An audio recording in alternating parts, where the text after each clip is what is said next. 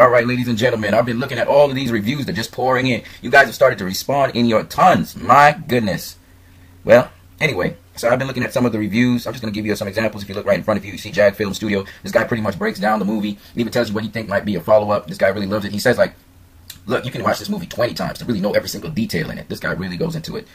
You can check him out, his review. You know, shout out to him. Shout out to DK Dynamite. Yeah, I saw you doing your breakdown with some spoilers and stuff. Again, he just loves this movie. And these are just guys I just checked in the last couple of minutes, right? Because basically I go and look every hour what's new with Batman v Superman. And I look at all the reviews. Now, of course, you've got some negative reviews. You're going to have people who didn't like the movie for various reasons. And then you have some people who've been, you can tell they're hired actors, right? You can tell when somebody's acting and talking about how they didn't like the movie. So you have those people who are actors. Like I said before, I don't know if these people are paid to do this or what, but you can tell when there's somebody who's an actor and they're just trying to cut down the movie. But they've become fewer in number, and you got more of these guys. I'm just going to give you some more examples here. So this guy, Huffster, he likes the movie, which is kind of weird. But as he breaks it down, he says some of the things he didn't really like. He totally did not like. He did not dig Man of Steel, and he's a Superman fan. You can check him out. Shout out to Huffster. Then you got the Juggalo family. The Juggalettes are us, and they just love the movie. They love the movie. And these are real people. These are not actors, okay? Because they actually break it down. They explain why they liked it or whatever. I guess they're DC. This lady and this guy may be DC fans. Or maybe they just like violence and stuff. Okay? Now, this one's a shocker. But I think this little kid, he's a DC fan. Probably that's the reason. I still don't get it. This is a little kid. This kid's not more than 10 years old, I don't think. And he's like totally gunkers over the movie. And that kind of totally messes with my mind because, you know, I was sitting next to an 8-year-old yesterday watching this movie. And he was cringing a little bit because the movie, there's a tension in the movie almost all the way up to the build-up. There's a lot of tension in this movie. There's parts in this movie which will scare you shitless. You know what I mean? No disrespect. No disrespect to nobody by cursing. But there's just a certain scene in this movie that really will scare the daylights out of you, okay? And it was just a dream, you know. But the little kid, you know, it was an 8-year-old next to me and a 6-year-old next to me, right? Now, 6-year-old little girl. The 6-year-old little girl, she went to sleep. That was just too much for her. The 8-year-old, he watched the whole damn movie. I was shocked. A little kid with that attention. I don't know if he picked up what he picked up in the movie. I just hope he discusses it with his parents as well, because some of those scenes, you know, they're a little too much, I think, for kids that age. You know, some of the violence in this movie is, you know, it's really extreme. So I suggest if you're a parent and you're bringing an 8-year-old to see this movie, Superman and Batman, and you know how this movie ends. This movie ends in such a way that if you're a Superman fan, you can be crushed. You know what I mean? Especially a little kid. So I think that the 6-year-old woke up and she was like, "Oh my goodness!" And the mother had to kind of comfort her and the brother. I'm telling you, man, it can be traumatic for a kid. So be careful, people, when you bring it to see. This movie was initially rated R. And they cut down the length and they kind of cleaned it up to be PG-13. This is not a Marvel film, folks. Now, I'm shocked that this little kid here who's talking about this movie, he was just like blown away. I guess he had the same impact that I had when I saw 1989 Michael Keaton's Batman. You know, when I saw that Batman, it blew me away. Okay, I was a teenager at the time. Maybe he's a teenager too, I don't know. But that Batman blew me away. And I'm telling you, this Batman v Superman feels the same kind of way as Tim Burton's Batman in 1989. It's the same kind of feel I have for it.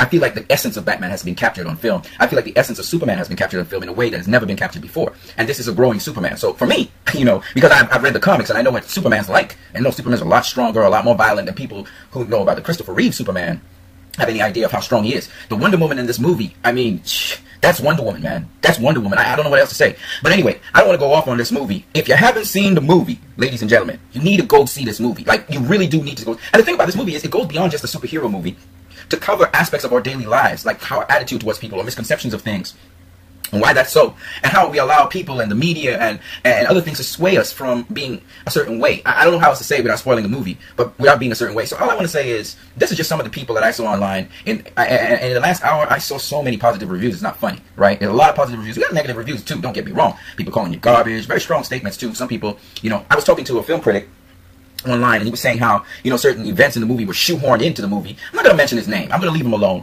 I'm not going to disrespect him like that. But suffice it to say, he talked about a particular scene in the movie being shoehorned in. And so I called him on that. I called him on his bluff.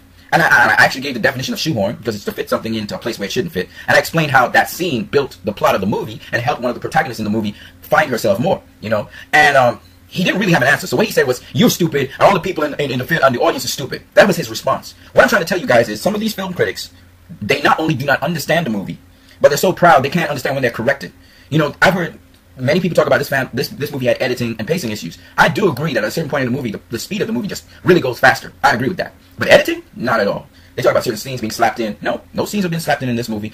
The director directs the movie in a particular kind of way. Nothing slapped in. A really good quality in how everything is done. What happened is some of these guys, they don't grasp the movie. So certain things, they just can't fit together. And instead of them humbling themselves, maybe going to see the movie a second time to understand what's really going on in the movie, because this movie is not built for people to, you know, this movie uses subtleties. It reminds me of foreign film, certain foreign films. They're not boldly obvious with what they're doing. You know, in America, some of these movies in America, they would be so obvious that they would say dialogue. They would say certain dialogue. Like, for instance, you know, somebody's coming into a house, sneaking into the house, and a sound, something hits the ground. But not only does it hit the ground, we see a shadow coming into the house, right? Now, just so that it would be obvious enough so that the viewers would know, somebody would say, oh, there's somebody coming into the house. You know, some obvious things. When you already, as the viewer, kind of know that somebody's in the house walking around. And you can see their shadow, and the shadow's moving around in the house. Someone's in the house breaking in, right? But Zack Snyder keeps it subtle. He keeps it subtle so that there's things in the movie that the protagonist and the antagonist do not outright say, but leave it for you to piece together.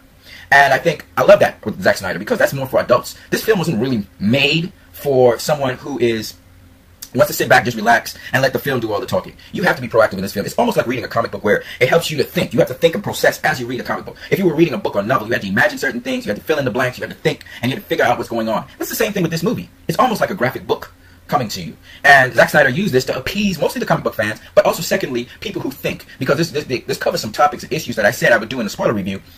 Not just a spoiler review, a spoiler discussion on the film. And we'll really go into that. I'd really like to get with somebody in a hangout. If you guys got Google Hangouts, I'd like to join that Google Hangout, so we can really discuss some of the issues that happen in the world today. I talked about, you know, absolute power corrupting absolutely. Is that statement true of the world today, and how it played out in this film, and who was speaking about it, and how this antagonist or protagonist used it to show their point of view, to argue their point of view for why certain things should be the way they are in the world. So I want you to think about all of these things. Think about what would happen if somebody who had abilities that you don't have. How would you feel about that person? Whether they're doing good or doing evil. Whether they have the power to do certain things or the powerlessness to do certain things. I'm just saying that we always label people. We put a label on this guy. Anyway, I don't want to go into it because I'm still being vague here. I want to really be specific about certain things. And this movie really highlights a lot of different things. So we're going to do a breakdown on it. But I just wanted to show you this. I can't believe this little kid, man. I can't believe this little kid loved this movie. And to listen to his breakdown of the movie, I'm kind of shocked. But then again, the younger kids today, they're getting exposed to a lot more. They got a lot more to listen to. I looked at a 3-year-old, and she was messing around with an iPad. And I'm like, and this kid could do more than I could do. You know, I use a laptop. This kid is using an iPad. This kid knows how to dress herself. She knows how to brush her teeth. And she's just turned 3, folks. It's a different world anyway.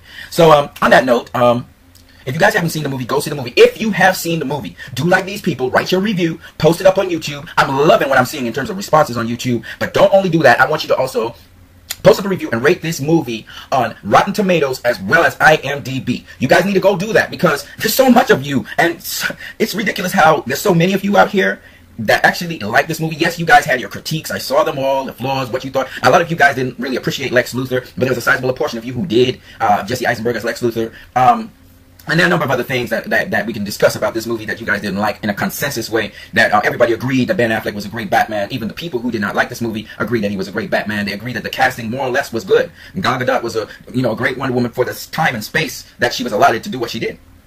But I get mixed reviews about the writing of this movie. I get mixed reviews about the directing of this movie. I get mixed reviews about the direction the movie was taking. Some people don't even believe this movie had a plot. And that's because they couldn't follow it, obviously. Of course this movie had a plot. Of course this movie had a storyline. Of course you can summarize the storyline in one sentence or even in one word if you want. I mean, but a lot of people never gave this movie a chance. A lot of them, a substantial portion of them. We're talking about probably 15% of them never gave this movie a chance to actually tell its story. They came in with all these ideas and preconceived ideas, and of course the hype did not help. Of course the hype had them with these lofty expectations about it, forgetting that it's a movie that needs to tell its story.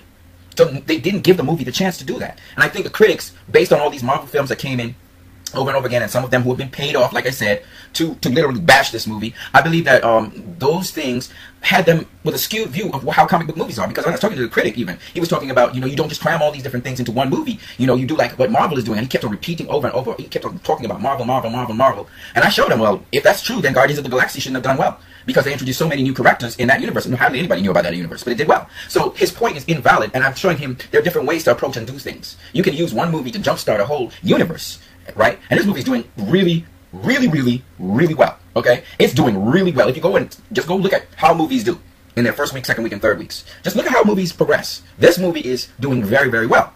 But that's not the point.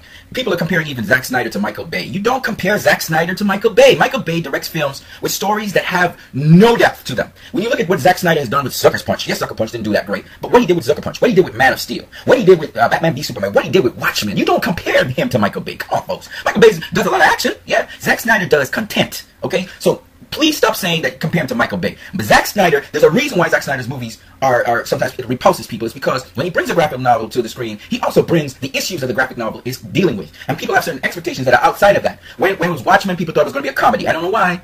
Maybe the name comedian. Nobody ever read the book Watchmen. Some of them didn't read the book Watchmen. That's the Watchmen he did was so great. And it covered so much issues that you're going to watch Watchmen as many times as you can. You're going to learn something every single time. Sucker Punch, again, people's expectations were wrong. People think that people are fit into these neat categories. Sucker Punch, by the way, is Zack Snyder's, written by Zack Snyder. I advise you guys to go watch Sucker Punch. Understand the story. All right? It's a great story. So, Zack Snyder is not on the level of Michael Bay. I totally disagree with that. And those people who say he knows how to shoot action, you guys just don't understand Zack Snyder films. Just say you don't understand Zack Snyder films. Too deep for you. You don't watch foreign films. You don't watch indie films. All right? When Snyder uses shaky cam. That's called an indie effect. That's why he uses shaky cam. It's the shaky cam that caused the CGI to look real. Okay? So if you guys don't understand Zack Snyder, say that. Don't be dumping on the man and you don't even understand what he's doing. And that's what the critics did. They didn't understand the film. They didn't read the comics. So while comic book fans are like, geez, Zack Snyder, thank you, Zack Snyder, for putting this on the screen. Finally, a comic book movie that tells more than superficial things. It actually covers issues of the day. So all I'm saying is, I know it's a comic book movie, I know that. But since the times of Tim Burton, I'm going there. And Tim Burton didn't go as deep as Zack Snyder did. Since the times of Tim Burton. And by the way, I love Christopher Nolan. And by the way, I saw Christopher Nolan's work in this film, okay? Christopher Nolan had a piece in this film. And Christopher Nolan had a piece in the film before. And making a surreal world look believable. Christopher Nolan definitely has his fingerprints all over this film. Don't tell me Christopher Nolan wasn't in this film. Christopher Nolan had to have a piece in how that Batmobile was moving and was designed. Christopher Nolan had a piece in how that Batwing was working. Because that Batwing felt realistic. Christopher Nolan had a piece, not in the directing of the characters, but in how the city was designed. Don't tell me Christopher Nolan didn't have no piece in that. David Goyer had a piece in this film as well. I could hear Chris Terrio's voice, I could hear David Goyer's voice. This was a collaboration. But we're going to talk about Zack Snyder, because Zack Snyder is a guy like Christopher Nolan, but Christopher Nolan's more reality-oriented. Zack Snyder doesn't mind going into the fantasy. Just tell his story. Right? But don't get it twisted. Those four guys had a lot to do with this movie. That's why this movie can't fail. Because even though they chopped it up and made it shorter, it fits, everything fits, it's so compact, yeah. It doesn't have room to explain more than it needs to. But every piece, it's like line by line, man. You know, just how it was made was beautiful. That's my opinion, of course. But I've watched this movie 5 times, so I think I have a much more grounded opinion of this movie. I'm not just a fanboy. In fact, I haven't read DC Comics as much as the other DC fanboys out there. I had to go research some stuff. And I love looking up stuff. And I'm sure some of the adults, they'll love looking up this stuff. It's like Star Wars, going and looking up this. I hope, this is just another extra piece of this rant. I hope Warner Brothers shows us more of the DCEU in between the movies, like Suicide Squad and this movie. Warner Brothers, do us a favor and show us the DCEU. Show us that world that Zack Snyder just opened up for us. We want to see all of that world, man. Because I'm loving it, right? But that's fanboying it out there. I'm just saying. So, anyway, you guys go watch the movie if you haven't watched it. If you watched it already and you want to watch it again, go ahead. I haven't seen this movie in IMAX yet. I saw this movie 5 times. The 3rd time, it wasn't showing properly. It wasn't showing properly on the screen. And people, every time this movie has been watched, people have clapped this movie where I live. Okay? And I've been in both cinemas. I still have to go to IMAX and see this movie. Internationally, this movie is doing a lot better than in the United States of America. Americans, let me plead with you guys. Maybe you guys, people always perceive that you guys are kind of dull compared to the rest of the world. Don't let them feel that way. Don't let them talk to you like that. I'm not from America, but I talk like American. You guys are brilliant people. You guys are smart people. Show them by going out and watching this film. Films don't have to be spoon-fed to you. You're big people. You can read between the lines. And you can read subtleties. And you can show the world that you are more. I've seen so many Americans who love this film. And it's ironic that some of them are people who are probably not versed in film like the critics. And they get it. And it's shocking. I see people in the hip-hop industry. I've seen people in middle America. All right? Not hip-hoppers. But, you know, I noticed that hip-hoppers, they understand a cipher on top of a cipher. So they're going to read through that and understand what's happening, right? It's not just a movie for people who say, oh, Batman's badass. No, there's a reason why Batman was behaving the way he was behaving. Do you guys understand that? Do you guys understand there's a reason why Superman was behaving the way he was behaving? Do you guys understand Lois Lane's role in the movie? So I hear some people say she wasn't needed. You could cut her out of the movie. No, you couldn't. She's deep in the storyline, deep in the plot. This movie go deeper than just action and just people fighting at the end. You see? This movie has a lot to do with relationships. And if you don't understand that, so some of the ladies, they'd be like, no. Lois Lane was needed in this movie because the ladies understand. The men won't understand, but the ladies will understand. She was vital to this movie. If it wasn't for Lois Lane, Superman would have never faced Doomsday. And y'all don't understand it. He would have been somewhere, off in some mountain somewhere. Y'all don't understand the movie, see? And I don't want to go into the movie, but I'm just saying. Anyway, you guys have a great one.